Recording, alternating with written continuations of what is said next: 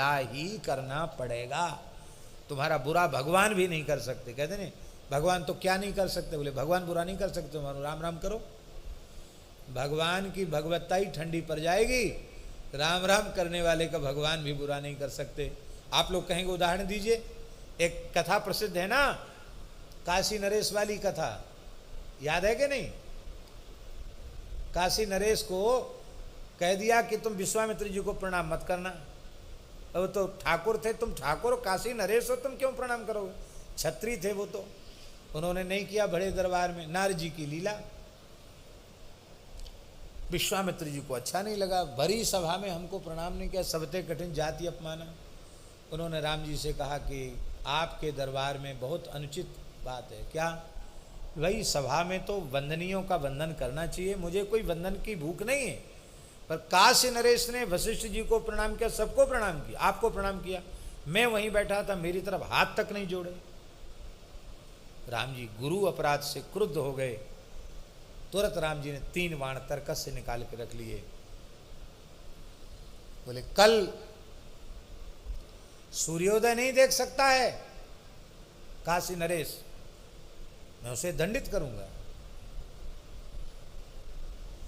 अब महाराज विश्वामित्र जी तो राजी हो गए, और काशी नरेश की तो हवा खिसक गई, तो तुम होश उड़ गए उनके। अरे बोले नारद जी आपने क्या किया? बोले अब तो जो होना था सो हो गया, तुम चिंता मत करो, तुम्हारा कुछ बिगड़ेगा नहीं।